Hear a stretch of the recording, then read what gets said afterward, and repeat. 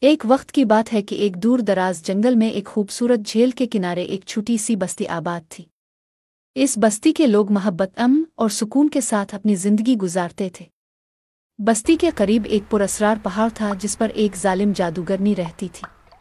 وہ جادوگرنی بے حد طاقتور تھی اور اس کا دل پتھر جیسا سخت تھا۔ وہ لوگوں سے نفرت کرتی تھی اور اپنی جادوئی طاقت سے انہیں نقصان پہنچانے کے مواقع ڈھونڈتی رہتی تھی۔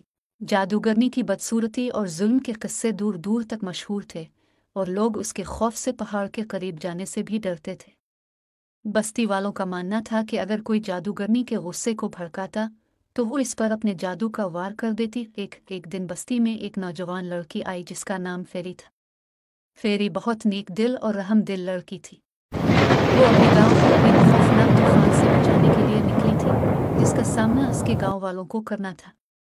اسے معلوم ہوا تھا کہ اس طوفان کو روکنے کے لیے جادوگرنی کی مدد درکار ہے۔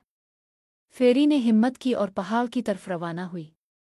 بستی والوں نے اسے روکنے کی کوشش کی لیکن فیری کے دل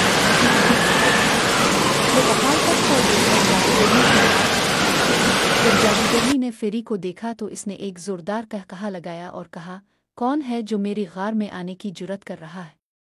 کیا تمہیں معلوم نہیں کہ میں کتنی ظالم ہوں؟ فیری نے بغیر کسی خوف کے کہا، میں جانتی ہوں کہ آپ کتنی طاقتور ہیں اور میں آپ سے مدد مانگنے آئی ہوں۔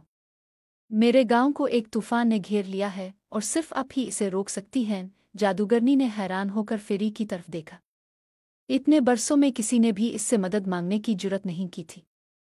فیری کی معصومیت اور اس کے دل کی سچائی نے جادوگرنی کو حیران کر دیا۔ کچھ لمحوں کے لیے جادوگرنی سوچ میں پڑ گئی۔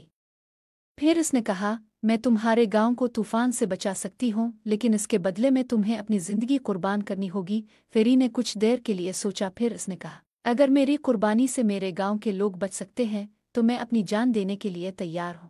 فیری کی قربانی اور اس کے دل کی سچائی نے جادوگرنی کے دل کو نرم کر دیا۔ اس کی آنکھوں میں آنسو آ گئے اور اس کا دل پگھلنے لگا۔ اس نے فیصلہ کیا کہ وہ فیری کی جان نہیں لے گی بلکہ اس کی مدد کرے گی۔ جادوگرنی نے اپنی جادوئی طاقتوں کا استعمال کیا اور طوفان کو روک دیا۔ اس کے بعد اس نے فیری سے کہا، تمہاری ہمت اور قربانی نے میرے دل کو بدل دیا ہے۔ اب میں لوگوں کو نقصان نہیں پہنچاؤں گی بلکہ ان کی مدد کروں گی۔ فیری نے جادوگرنی کا شکریہ ادا کیا اور واپس اپنے گاؤں چلی گئی۔